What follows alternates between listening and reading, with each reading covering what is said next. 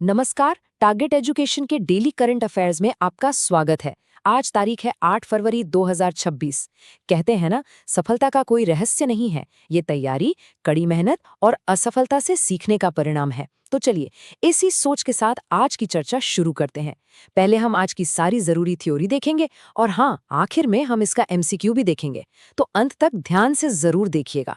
शुरुआत करते हैं राज्यों की कुछ खास पहलों से। तो हमारा पहला सेक्शन है राज्यों की नई पहल। इसमें हम देखेंगे कि कैसे अलग अलग राज्य मतलब केरला से लेकर कर्नाटक तक कुछ ऐसी नई पॉलिसीज ला रहे हैं जो देश को एक नई दिशा दे सकती हैं। सबसे पहले बात करते हैं केरल की। केरल ने एक बहुत ही कमाल का और जरूरी कदम उठाया है। देश का पहला एल्डरली बजट पेश किया है। अब देखिए, ये सिर्फ पैसों का हिसाब किताब नहीं है, ये दिखाता है कि हमारे जो सीनियर सिटीजन्स हैं, उनकी देखभाल, उनकी पेंशन, उनकी हेल्थ, ये सब अब सरकार की टॉप प्रायोरिटी बन रही है। और सच कहूं तो ये पूरे देश के लिए एक बेहतरीन मिसाल है। अच्छा, अब केरल से चलते हैं आंध्र प्रदेश। यहाँ बात हो रही है फ्यूचर की, एनर्जी की। पता है कैसे? नीति आयोग ने एक पूरा ब्लूप्रिंट तैयार किया है और लक्ष्य ये है कि 2035 तक आंध्र प्रदेश को एक क्लीन एनर्जी हब बना दिया जाए। सोचिए, ये भारत के जो रिन्यूएबल एनर्जी के बड़े बड़े टारगेट्स हैं, उनको पूरा करने में कितना बड़ा कदम साबित हो सकता है। और अब कर्नाटक की बात। यहाँ जमीन से जुड़े जो काम होते हैं ना, उनको आसान बनाने के लिए एक ऑटो म्यूटेशन सिस्टम शुरू किया गया है। अब इसका मतलब क्या है? सीधा सा मतलब है कि जमीन की ओनरशिप का जो ट्रांसफर होता है ना, वो अब डिजिटल होगा और बहुत तेजी से होगा। इससे क्या होगा? ट्रांसपेरेंसी बढ़ेगी और करप्शन पर भी लगाम लगेगी। है ना बढ़िया? तो ये तो थी राज्यों की बात। अब जरा बड़े कैनवस पर देखते हैं। हमारा अगला सेक्शन है भारत और विश्व। देखिए, जैसे हमारे राज्य देश के अंदर बदलाव ला रहे हैं ना, ठीक वैसे ही ग्लोबल स्टेज पर भी इंडिया का रोल बदल रहा है। चलिए देखते हैं कैसे। पड़ोसियों के साथ रिश्तों की बात करें तो एक बहुत अहम खबर आ रही है। भारत और भूटान ने हाइड्रो पावर यानी जल विद्युत पर अपने सहयोग को और मजबूत करने के लिए एक नए समझौते पर साइन किया है। और ये समझौता, आप देखिए, दोनों ही देशों के लिए बहुत ज़रूरी है। एक तरफ भूटान की इकोनॉमी के लिए और दूसरी तरफ भारत की क्लीन एनर्जी की ज़रूरतों के लिए। अब जरा इन ग्लोबल इंडेक्स पर नजर डालते हैं। ये क्या है? ये एक तरह से दुनिया के आईने में भारत की तस्वीर दिखाते हैं। एक तरफ देखिए, यूपीआई की वजह से डिजिटल पेमेंट में तो हम दुनिया में नंबर 1 हैं, लेकिन वहीं पासपोर्ट की ताकत में हम 80वें नंबर पर हैं। तो ये एक मिक्स्ड पिक्चर दिखाती है कि कुछ मामलों में हम बहुत तेजी से आगे बढ़ रहे हैं, पर हाँ, कुछ जगहों पर अभी भी सुधार की बहुत गुंजाइश है। लेकिन इन सभी आंकड़ों के बीच एक नंबर है जो सबका ध्यान खींचता है, 151। ये क्या है? ये है प्रेस फ्रीडम इंडेक्स में भारत की रैंकिंग। और ये नंबर इसलिए अहम है क्योंकि ये दुनिया भर में जो डेमोक्रेसी और फ्रीडम ऑफ स्पीच पर बहस चल रही है ना, उसका एक बड़ा हिस्सा है। अच्छा, दुनिया में और क्या चल रहा है? तो देखिए, इटली इस वक्त 2 बड़ी वजहों से सुर्खियों में है।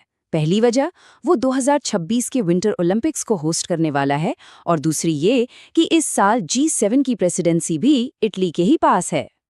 चलिए अब आगे बढ़ते हैं और बात करते हैं इकोनॉमी और स्पोर्ट्स की। ये दो ऐसी दुनिया है जहां स्पीड और स्ट्रैटेजी दोनों का कमाल देखने को मिलता है, चाहे वो पैसों की दुनिया हो या फिर खेल का मैदान। बैंकिंग सेक्टर से कुछ बड़े अपडेट्स आ रहे हैं।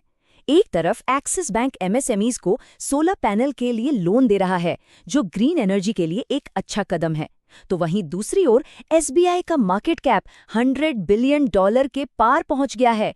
ये एक बहुत बड़ी बात है और ये दिखाता है कि इंडियन इकोनॉमी में लोगों का भरोसा कितना बढ़ रहा है। और अब क्रिकेट के मैदान से एक जबरदस्त खबर, एक नहीं बल्कि 2। भारत ने U19 वर्ल्ड कप जीतकर एक बार फिर अपना दबदबा दिखाया है, और उधर विमेंस प्रीमियर लीग 2026 का खिताब आरसीबी ने अपने नाम कर लिया है। ये दोनों जीतें बता रही हैं कि इंडियन क्रिकेट का भविष्य कितना सुनहरा है। अब एक ऐसी उपलब्धि की बात करते हैं जिसे सुनकर हर किसी को गर्व होगा। जम्मू कश्मीर की रहने वाली रूबल नागी को दुनिया के सबसे प्रतिष्ठित सम्मानों में से एक ग्लोबल टीचर प्राइज 2026 से सम्मानित किया गया है। ये अवार्ड उनके उस बेहतरीन काम को सलाम करता है जो वो एजुकेशन के जरिए समाज को बदलने के लिए कर रही हैं। ठीक है, तो ये थीं कुछ बड़ी खबरें। अब चलिए कुछ और ज़रूरी हेडलाइंस पर एक तेज़ नज़र डालते हैं। एयरपोर्ट्स की बात करें तो दिल्ली इंटरनेशनल एयरपोर्ट को विंग्स इंडिया 2026 में बेस्ट एयरपोर्ट का अवार्ड मिला है। डिफेंस सेक्टर में इंडिया और यूएस के बीच जॉइंट टेक्नोलॉजी ग्रुप की 24वीं मीटिंग नई दिल्ली में हुई। और एक जरूरी अपॉइंटमेंट हुई है, रोहित ऋषि को IIFCL यानी इंडिया इंफ्रास्ट्रक्चर फाइनेंस कंपनी का नया MD बनाया गया है। तो आज हमने कई अलग अलग टॉपिक्स पर बात की, लेकिन जैसा कि मैंने शुरू में कहा था, MCQs अभी बाकी हैं। पर उससे पहले इस चर्चा को एक सवाल के साथ खत्म करते हैं, एक ऐसा सवाल जो आज की डिजिटल दुनिया से जुड़ा है। सवाल ये है कि वो कौन सा पहला यूरोपियन देश बन गया है जिसने 16 साल से कम उम्र के बच्चों के लिए सोशल मीडिया को बैन कर दिया। हाय, सोचिएगा जरूर। ये सवाल आज पूरी दुनिया में चल रही एक बहुत बड़ी बहस की तरफ इशारा करता है। नमस्कार दोस्तों, टारगेट एजुकेशन में आप सभी का स्वागत है। चलिए आज 8 फरवरी 2026 के कुछ सबसे ज़रूरी करंट अफेयर्स MCQs पर नज़र डालते हैं। ये आपके आने वाले एग्जाम्स के लिए बहुत ही फायदेमंद हो सकते हैं, तो इस सेशन को अंत तक ज़रूर देखिएगा। तो क्या आप आज के इस चैलेंज के लिए तैयार हैं? चलिए फिर शुरू करते हैं।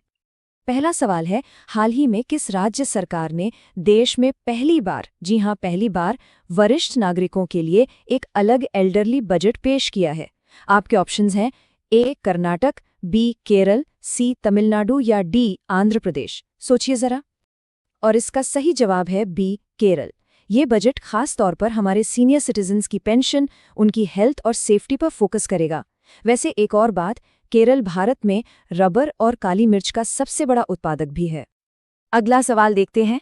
भारत ने हाल ही में किस देश के साथ हाइड्रो पावर यानी जल विद्युत पर एक समझौते पर साइन किया है?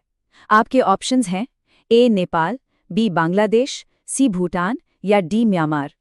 और सही उत्तर है C भूटान। आपको जानकर शायद हैरानी हो कि भूटान ने हाल ही में एक क्रिप्टो टूरिज्म पेमेंट सिस्टम भी शुरू किया है। चलिए अब एक और काफी इंटरेस्टिंग सवाल।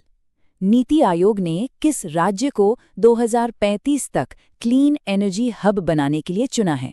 ऑप्शंस हैं A Gujarat, B Andhra Pradesh, C Rajasthan या D महाराष्ट्र। और इसका सही जवाब है B आंध्र प्रदेश। आपको बता दूं, आंध्र प्रदेश सिर्फ फलों और केलों का ही सबसे बड़ा उत्पादक नहीं है, बल्कि इसने हाल ही में पोलो AI नाम का एक नया AI टूल भी लॉन्च किया है।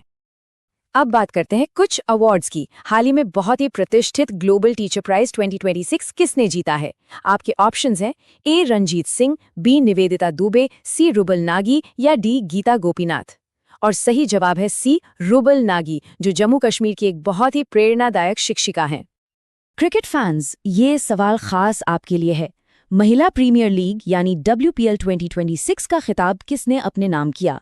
ऑप्शंस हैं Mumbai Indians, Delhi Capitals, UP warriors या फिर royal Challengers Bengaluru.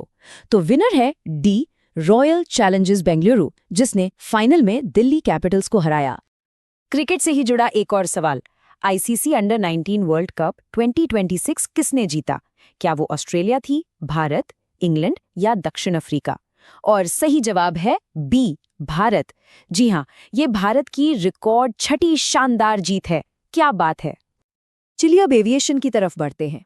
Wings India 2026 awards में best airport of the year का अवार्ड किसे मिला? आपके ऑप्शंस हैं मुंबई, कैंपेगौड़ा, दिल्ली इंटरनेशनल एयरपोर्ट या जेवर एयरपोर्ट। और सही जवाब है C दिल्ली इंटरनेशनल एयरपोर्ट यानी डायल। वैसे आपको ये भी पता होना चाहिए कि हेनले पासपोर्ट इंडेक्स 2026 में भारत 80वें स्थान पर है। अब बैंकिंग सेक्टर से एक सवाल लेते हैं। किस बैंक ने MSMEs के लिए बिना किसी गारंटी के रूफटॉप सोलर लोन लॉन्च किया है? ऑप्शंस हैं HDFC, SBI, एक्सिस बैंक या ICICI बैंक। और इसका सही जवाब है C एक्सिस बैंक। ये लोन 1 लाख से लेकर 2 करोड़ रुपए तक की राशि का है। चलिए वापस स्पोर्ट्स की दुनिया में चलते हैं। कौन सा देश 2026 के विंटर ओलंपिक्स की मेजबानी कर रहा है? फ्रांस, इटली, जापान या अमेरिका? इसका सही जवाब है B इटली। और क्या आप जानते हैं कि दुनिया का मशहूर माउंट एटना ज्वालामुखी भी इटली में ही है? 10वां सवाल, किस राज्य ने हाल ही में जमीन के मालिकाना हक की प्रक्रिया को डिजिटल बनाने के लिए ऑटो म्यूटेशन की शुरुआत की है? ऑप्शंस हैं तेलंगाना, केरल, कर्नाटक या ओडिशा। और इसका सही जवाब है C कर्नाटक।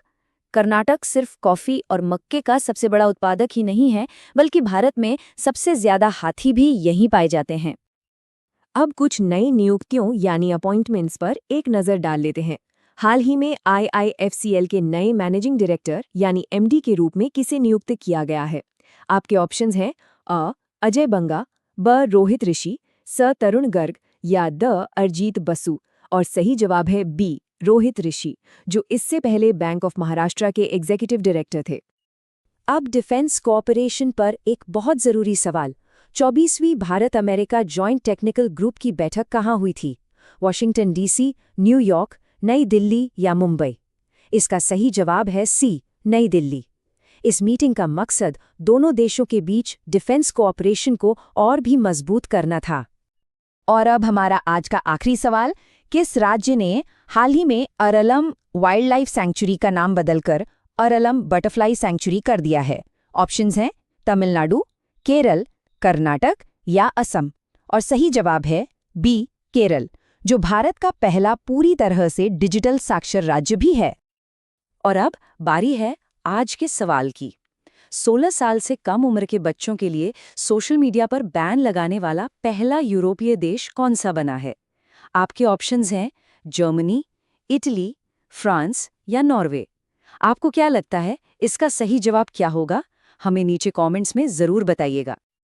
अगर आपको ये क्विज पसंद आया तो टारगेट एजुकेशन चैनल को सब्सक्राइब करना बिल्कुल मत भूलिएगा और नोटिफिकेशंस के लिए बेल आइकन भी दबा दें। इस सेशन की PDF के लिए आप हमारे टेलीग्राम चैनल से जुड़ सकते हैं और लेटेस्ट अपडेट्स के लिए हमें इंस्टाग्राम पर भी फॉलो करें। आज के लिए बस इतना ही। देखने के लिए आपका बहुत बहुत शुक्रिया। अब आपसे मिलते हैं कल के एनालिसिस में।